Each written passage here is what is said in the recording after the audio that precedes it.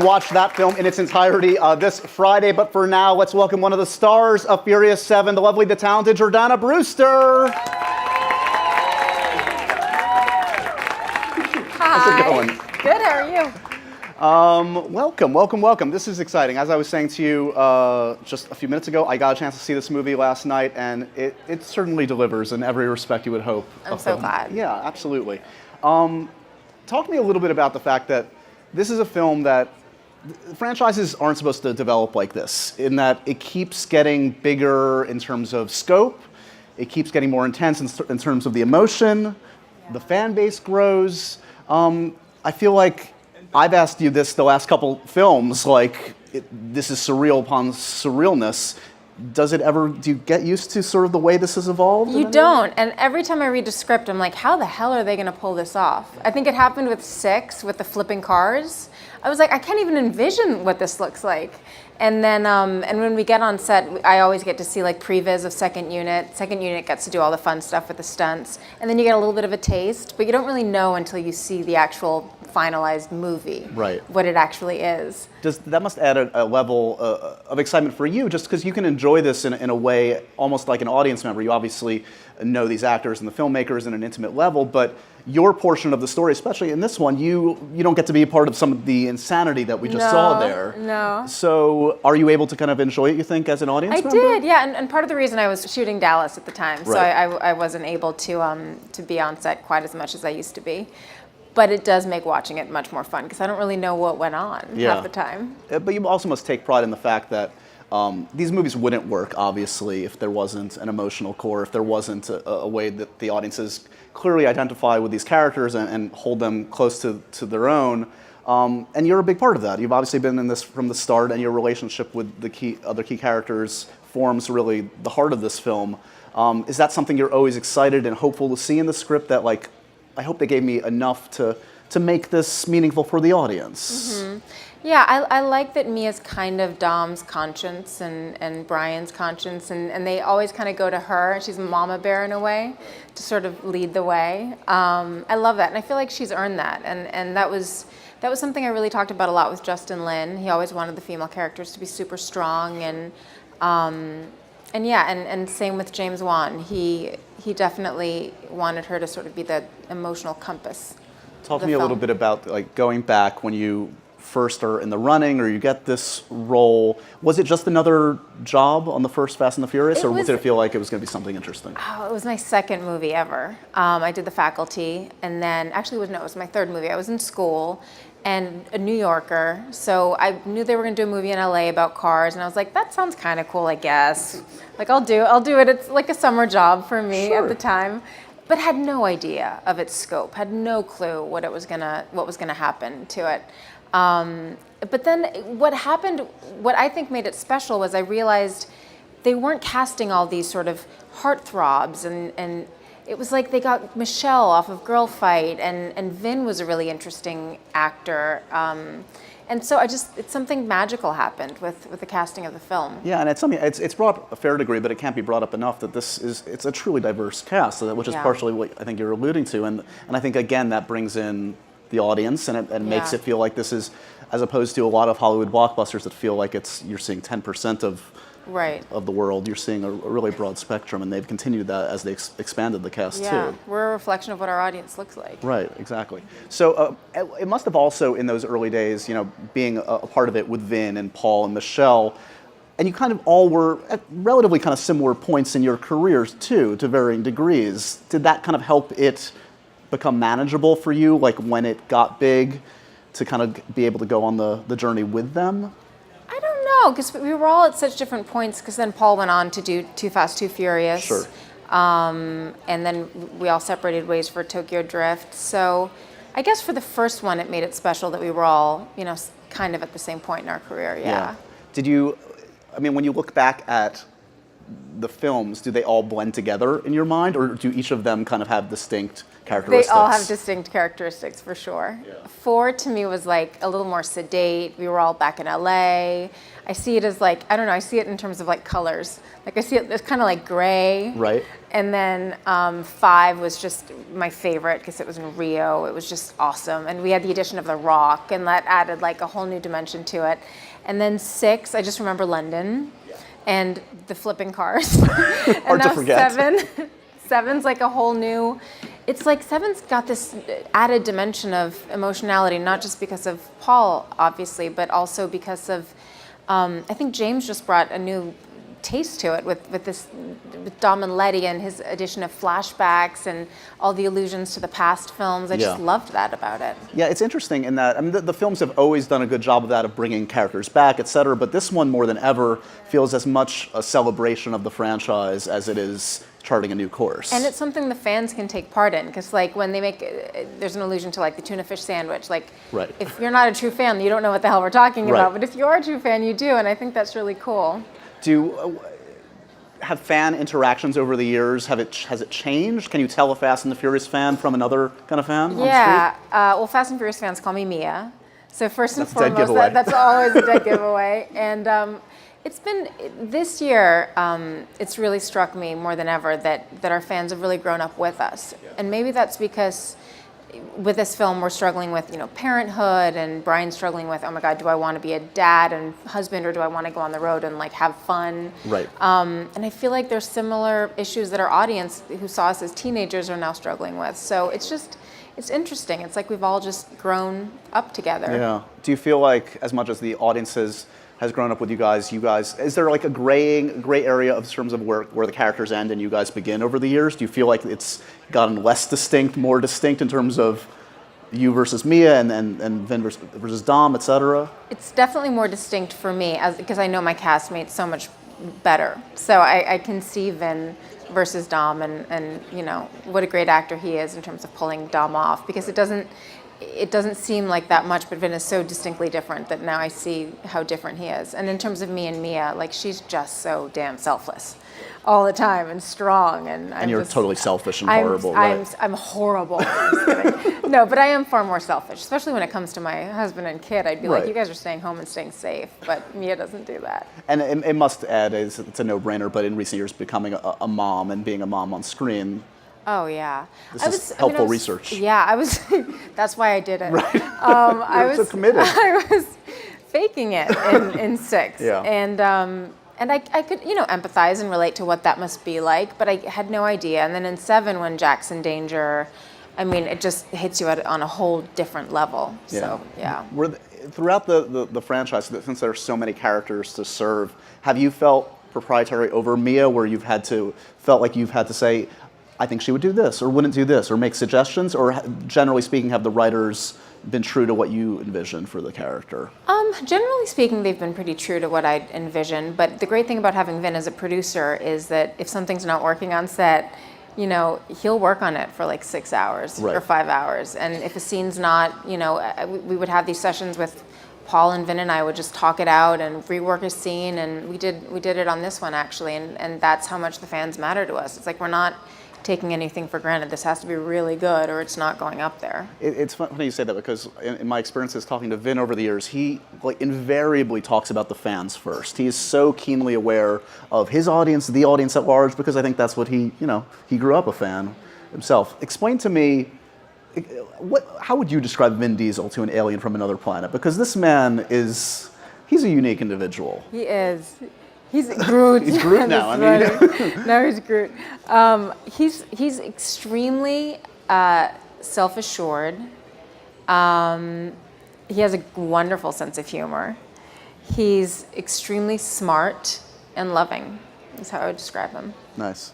You referenced a couple of these already. So again, I think the fans are, especially the ones that have been through it from the beginning, are really going to appreciate this film and the nods to the past, the race wars, all of it. Yeah, race wars are so good too. I mean, is the tuna fish your favorite kind of callback? What are your favorite callbacks in this one? Tuna fish is my favorite one, selfishly. When you read that in the script, that must have been thrilling to kind of see. Oh, Yeah, they're I was acknowledging excited. Yeah, I thought it was really good. Yeah. Because there's also like a tinge of humor to it, which I thought was good. Right.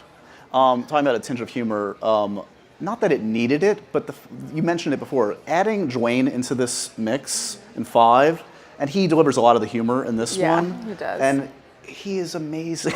He's so like funny. the best human being on the planet. He really is. He's my favorite. Yeah.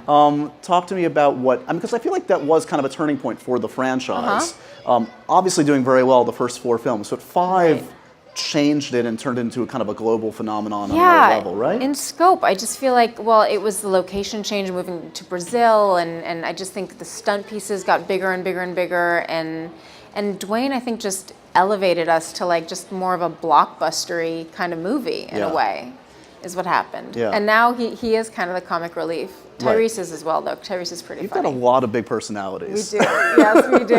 And We somehow do. it makes it all work. It's like a weird Avengers of your own you've created of superheroes, real life superheroes. You mentioned some of the locations. That's got to be a perk, both in promoting this film and bringing it around the world, and also shooting it.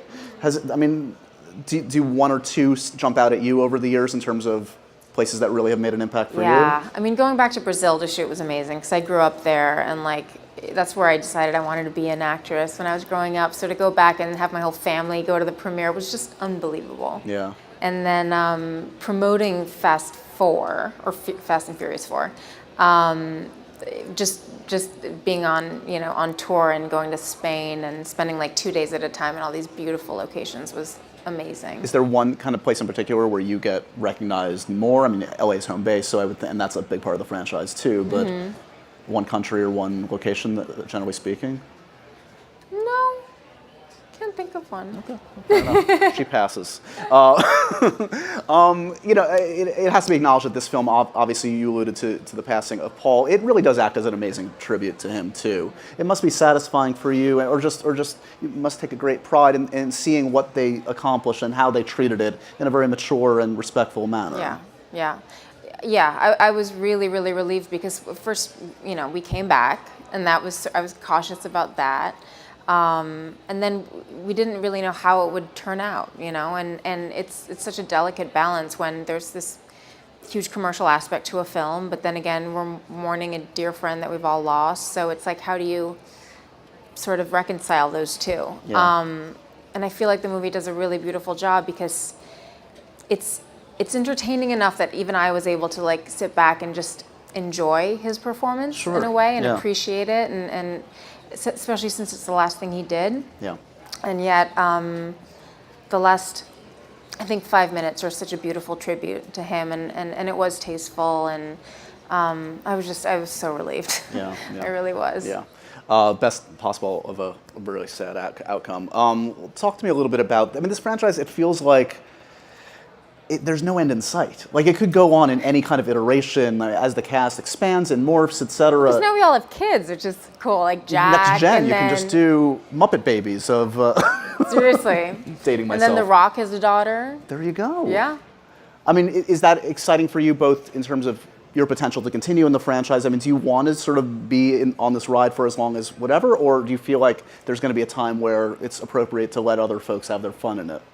I like what the Bond movies did. I like that they're different incarnations, and I like that new directors give a different flavor to the franchise. So, as long as the fans want us to go on, we will. Yeah. And I love being a part of them. So I don't know. We'll see what happens. Yeah. But I would never want to jump the shark. I would Sure. never want fans to like get sick of us and for us to start failing. That would suck. But the beauty of your films is, like, again, on that stunt level, it seems impossible to jump the shark because you go to We have. It kind of feels like... But it works for the franchise. Yeah, in does. other It contexts, totally it would does. never Yeah. work to see the things Maybe you if do. we went to space, that would be jumping the shark. I don't know. I think you got The Rock in space. I would watch that. I would watch that too, actually.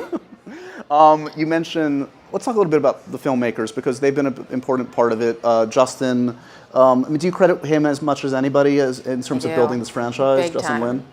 I think he brought it back to life, basically. With Tokyo Drift, which was so... I made a movie with Justin called Annapolis, which was this... Oh, sure. This boxing movie with Franco, James right? Franco. Yeah. And no one would have thought, like...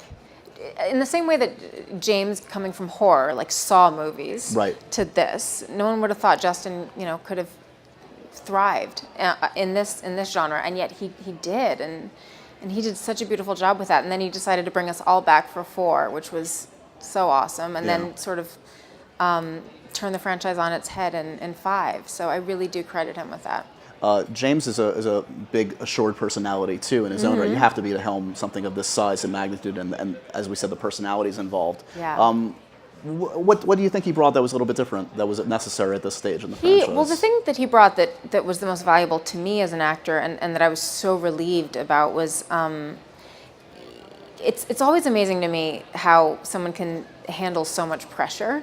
Because these movies are a lot of pressure, and this one especially, and there are so many personalities to deal with and handle, and James, just as like Justin was, he was cool as a cucumber, and like so patient and calm and kind, and just seemed to always have it under control, which is really what I want in a director right. when I'm acting.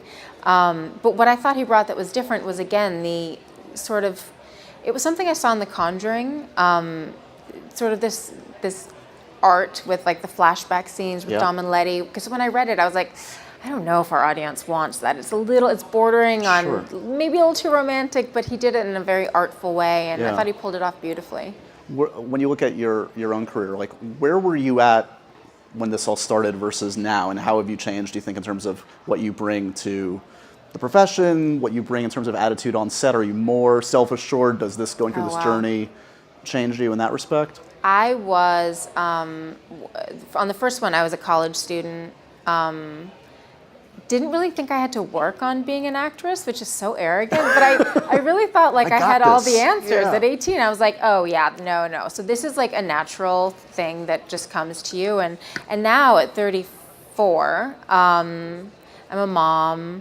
I think I've gone through a lot more and have been humbled by that. Right. And now have worked on, myself as an actress and personally, and I think I'm just way more open and humble than I was back then, and open-minded. Like back then, I don't know, I just thought I knew it all. Kids are funny.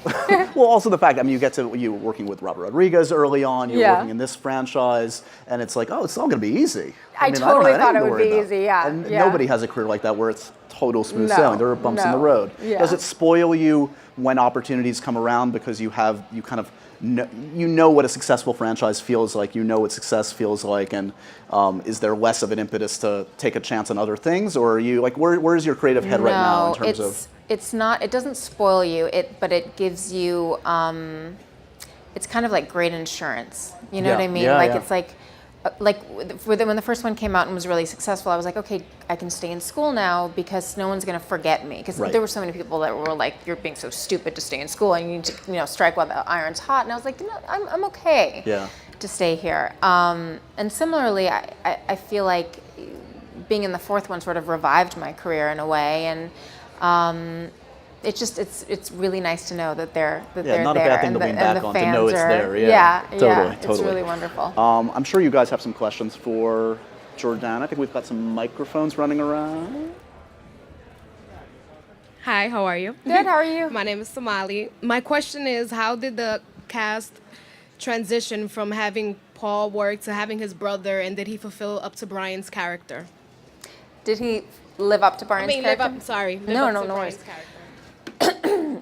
Well, one of the fortunate parts about the fact that we've worked together for 15 years is that we could lean on each other for support, and that was really helpful when we came back to set. So it was really hard, but the crew, like the makeup artists and hair people and camera people, like they had known Paul, and they were all mourning as much as we were. So like if we had to take breaks to cry it out, we did that, and we all supported each other. And then having Caleb and Cody there was an act of love on their part, and we wouldn't have been able to finish the movie without them. So we were really grateful for that.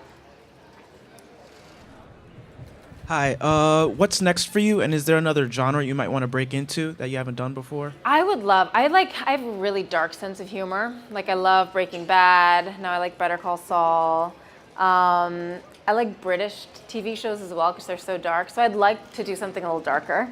And I can't say what's next because it hasn't been announced yet, but something cool and very different.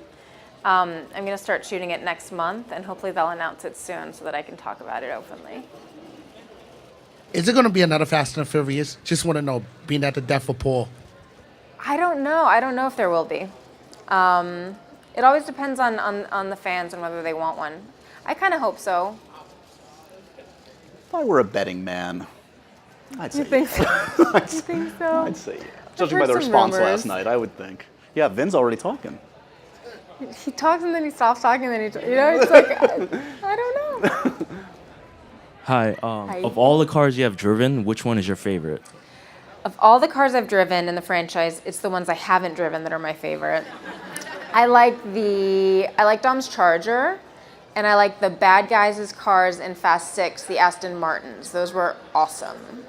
So if asked, that's what I would want. How you doing? Good, how are you? My name is Dave. My question is this: is the action different from the beginning to now, in terms of the cities you filmed at? The action? Yeah. Well, shooting is so different. Like back in the day when we shot, it was so boring because like the giant races, like the scenes with all the cars, like we'd have to wait hours and hours and hours for them to reset all those cars. And now most of it's done either CG or second unit, so it's a lot more fast now. It's very, very different. And second unit, who's doing all the stunts, is having way more fun than we are most of the time. Hey Jordana, I'm Ginger. Hi. Nice to meet you. Nice to meet you. Question, you're a fashionista. Are you going to come out with a clothing line anytime soon? Ooh, while I was on Dallas, I really wanted to do that. I wanted to pair up with Rachel Sage Coonan, the costume designer who I loved. So that is something I really would have a lot of fun doing. I would love to do that. Having done all of this kind of action and also playing and balancing that out with being the mother, the real mother of the film, what have you taken away from that, the balance between action and the parenting and the family idea, that you think you'll apply to your career and apply to yourself in some way or another? Well, as far as, I mean, I'm in the luckiest career as far as balancing goes, because I have the luxury of taking my son wherever I go, and the oddest hours ever, where sometimes I work at noon, sometimes I work at, 6 a.m. And I have to remind myself of that every time I feel a little bit guilty that I'm not with him. So I don't know if that answers your question, but I'm just constantly trying to balance and juggle and haven't. Career direction, as a mom, besides the dark, I do love TV. I think it offers more structure, and that's really good. Comedy is also something I'd love to try that I haven't ventured into yet. I've ventured into a little bit with Home Sweet Hell, which was a really fun movie, but comedy would be really fun.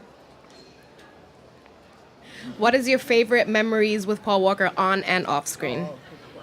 The very funny thing about Paul is that there are literally no bad memories whatsoever. And my favorite on-screen memory is, or one of them at least, is shooting in Puerto Rico when we did that scene in Fast 5 where we jump off the roof. Because Justin surprised me that day. Like, I had no idea I was doing a stunt. I came into my trailer, there was a harness there, and I was like, what the hell is this doing here? And Paul was like, never bragged about it, never talked about it, but he was a black belt. He was super athletic, did his own stunts, knew what the hell he was doing. And like, he was so patient and loving with me that day, and like said, okay, we're gonna do 1, 2, 3, jump. And then 1, 2, and like he just choreographed it for me. And then had to remind me like to not make my face look like I was like petrified, which I did initially. But that was just and then he was so happy for me when I did it and like kept cheering me on. That's just like a testament. Like, he was just like that, and he was like that with everybody.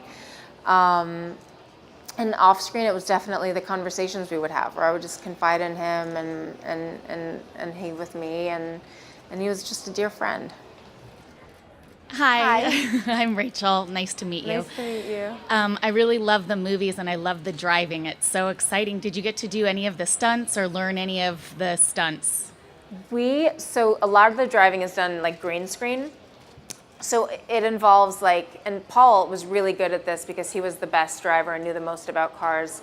I don't. So like I'll fake drive, and then like they'll be like, keep looking ahead. Like at this point you've lost, because they'll like scream things at you like, okay, now to the left you see the bad guy, or to the right, and I'm just not adept at it. But that's the kind of driving we do, really. And then with the first one, we went to this cool racing school in Vegas, and I was too chicken to learn anything, so I didn't have my license. I barely had my license at the time, but the boys definitely had a lot of fun. Yeah. As if you need another reminder, Furious 7 opens this Friday. See it with friends, see it a bunch of times, enjoy yourselves, and give it up for Jordana. Thank you.